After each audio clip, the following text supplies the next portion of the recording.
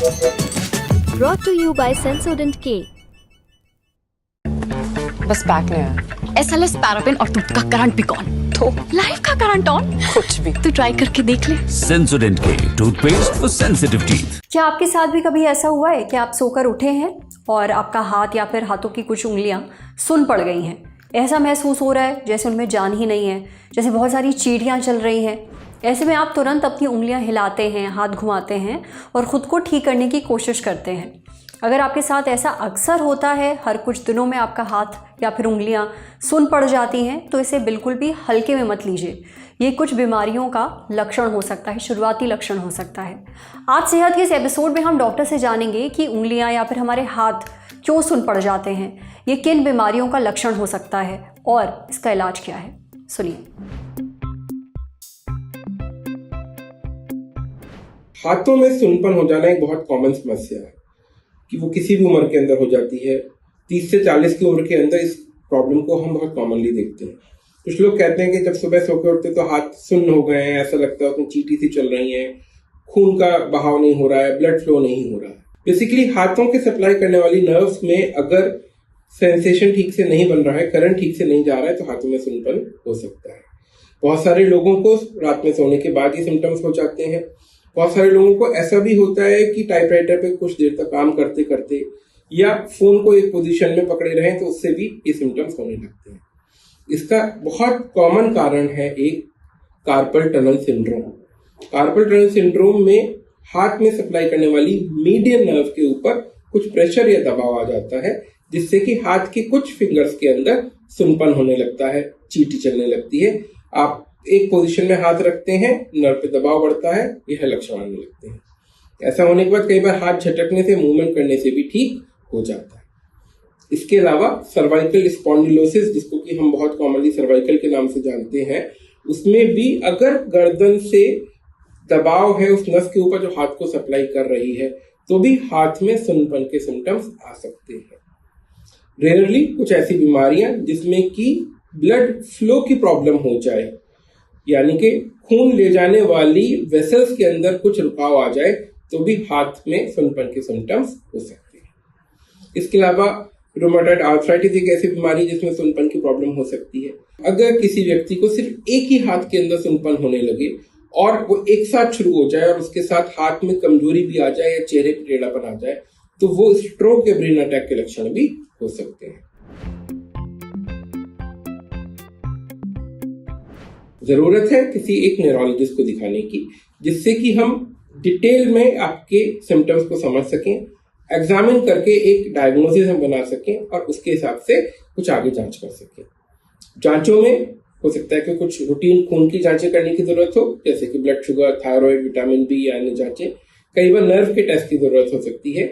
कई बार लक्षणों के आधार पे गर्दन के एमआरआई की भी जरूरत हो सकती है। लगभग सभी पेशेंट्स जिनको कि हाथों में सुन्नपन की दिक्कत है, उनको फिजियोथेरेपी के द्वारा, खुद एक्सरसाइज के द्वारा, वेट लॉस के द्वारा या कुछ दवाइयों के द्वारा हम ठीक कर सकते हैं।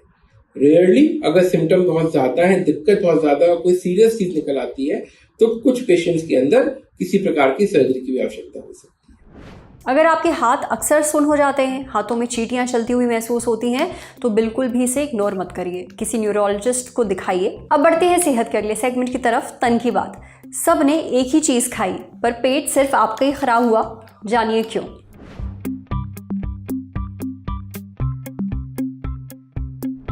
आपके दोस्त का बर्थडे है, सेलिब्रेट करने के लिए आप सब एक रेस्टोरेंट गए और वहाँ पिज्ज़ा, बर्गर, चाउमीन, आइसक्रीम के खूब मज़े लिए। अगले दिन आपका पेट खराब हो गया, दस्त लग गए। आप समझ गए कल आपने जो खाया था उस खाने में कुछ गड़बड़ थी। आपने अपने दोस्तों को फ़ोन किया पर पता चला कि सिर्फ आपकी ही तबीयत बिगड़ी है, बाकी सब एकदम ठीक है। अब आप सोच रहे हैं कि जब सब ने एक ही चीज़ खाई, सेम चीज़ खाई, तो सिर्फ आप ही क्यों बीमार पड़े। आपने ऐसी क्या गलती की जो बाकियों ने नहीं की है। ऐसा अक्सर होता है, कई सारे लोग मिलकर कुछ खाते हैं पर पेट सिर्फ एक या दो ही इंसान के खराब होते हैं। अब ऐसा क्यों होता है, ये हमें बताया डॉक्टर लोहित चौहान ने। डॉक्टर लोहित बताते हैं कि ऐसा हमारे गट माइक्रोबायोम की वजह से होता है। अब ये गट माइक्रोबायोम क्या चीज़ है, आसान भाषा में समझते हैं। गट यानी पेट और माइक्रोबायोम वो छोटे छोटे जीव होते हैं जो खुली आंखों से दिखाई नहीं देते। ये हमारे पेट में रहते हैं। इन्हें गुड बैक्टीरिया और बैड बैक्टीरिया कहते हैं। जब पेट में गुड बैक्टीरिया ज़्यादा होते हैं तब हमारी इम्यूनिटी मजबूत होती है, खाना भी अच्छे से पचता है। वहीं जब हमारे पेट में बैड बैक्टीरिया की संख्या ज़्यादा होती है तब हमारा हाजमा गड़बड़ा जाता है, पेट खराब हो जाता है, ब्लोटिंग यानी पेट फूलने लगता है, एसिडिटी हो जाती है। ऐसे में जब आप बाहर का खाना खाते हैं जिसमें बहुत तेल या मसाला हो तब आपके बीमार पड़ने की जो संभावना है वो भी बढ़ जाती है। वहीं अगर आपके पेट का पीएच बैलेंस ठीक नहीं है, यानी अगर आपके पेट में एसिड ज़्यादा बन रहा है तब भी एसिडिटी की शिकायत हो सकती है, आपको लूज मोशंस हो सकते हैं। डॉक्टर लोहित आगे बताते हैं कि अगर आपने पार्टी में जाने से पहले या वहाँ पहुँचते ही सबसे पहले शराब पी है, उसके बाद खाना खाया है, तब आपकी तबीयत खराब होने का चांस बढ़ जाता है। दरअसल शराब से माइक्रोबायोम डिसबायोसिस हो सकता है, यानी पेट में गुड और बैड बैक्टीरिया के बीच संतुलन बिगड़ सकता है। इससे आपकी इम्यूनिटी कमज़ोर हो जाती है और आप जल्दी बीमार पड़ने लगते हैं। ज़्यादा शराब पीने और जंक फूड खाने से लीकी गट सिंड्रोम भी हो सकता है। इसमें हमारी आंतें शरीर की गंदगी और बैड बैक्टीरिया को खून में मिलने देती हैं, जिससे शरीर के किसी हिस्से में दर्द हो सकता है, मांसपेशियों में खिंचाव आ सकता है, माइग्रेन हो सकता है। अब बात आती है कि पेट में गुड बैक्टीरिया को बढ़ाएं कैसे। डॉक्टर लोहित के मुताबिक ऐसी चीज़ें खाएं जो प्रोबायोटिक होती हैं, जैसे कि दूध, दही, छाछ, चीज़, पनीर, लस्सी वगैरह। आप गाजर और चुकंदर भी खा सकते हैं। खूब फल और सब्जियां और साबुत अनाज लीजिए। इनमें मौजूद फाइबर प्रोबायोटिक का काम करते हैं, माने पेट में मौजूद जो गुड बैक्टीरिया हैं उनको पनपने और बढ़ाने में मदद करते हैं। सीमित मात्रा में सरसों का तेल ले सकते हैं। ऑलिव ऑयल और तिल का तेल भी पेट के लिए सही है। वहीं पाम ऑयल और रेड मीट वगैरह खाने से बचें, इनसे बैड बैक्टीरिया बढ़ते हैं। समझे। अब बारी सेहत के आखिरी सेगमेंट की, खुराक यानी झक्कासी हेल्थ टिप। दही के साथ ये चीज़ें नहीं खानी चाहिए, नहीं तो पेट खराब हो जाएगा।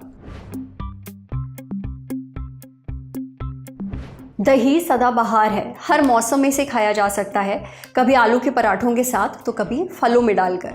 दही सेहत के लिए बहुत फ़ायदेमंद होता है। दरअसल दही में बहुत सारे पोषक तत्व पाए जाते हैं, जैसे कि प्रोटीन, कैल्शियम, पोटाशियम, मैग्नीशियम और बी विटामिन्स। ये प्रोबायोटिक भी होता है, यानी हमारे पाचन तंत्र में मौजूद अच्छे बैक्टीरिया को सही से काम करने में मदद करता है, पेट की सेहत बनाए रखता है, इम्यून सिस्टम मजबूत करता है। इसके अलावा दही खाने से सूजन, गैस और कब्ज जैसी परेशानियां नहीं होती। दही में लैक्टोज भी कम होता है। हालांकि कुछ चीज़ें हैं जिनके साथ दही खाना अवॉइड करना चाहिए।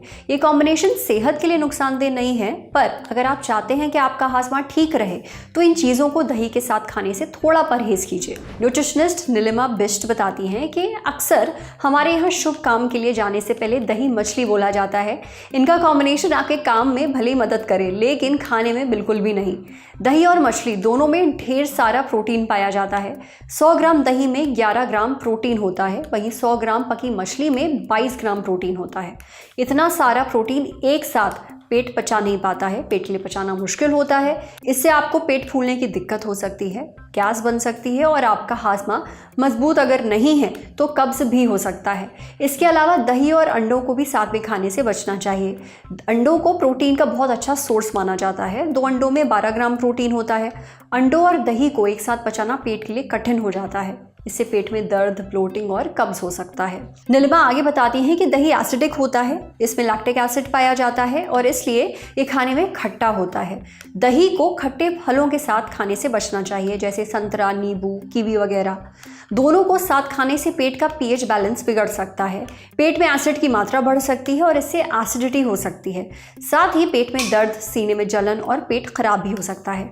हालांकि अगर आपको फल और दही साथ खाना बहुत पसंद है तो आप केले या फिर बेरीज के साथ दही ले सकते हैं, लेकिन अगर आप लैक्टोज इंटॉलरेंट हों तो दही खाने से पहले अपने डॉक्टर की सलाह ज़रूर लें। आज सेहत पर इतना ही। अगर आप एक डॉक्टर हैं, हमसे कुछ शेयर करना चाहते हैं तो जो ईमेल आईडी इस वक्त आपको अपनी स्क्रीन पर दिख रही है उस पर हमें एक मेल भेज दीजिए। शुक्रिया।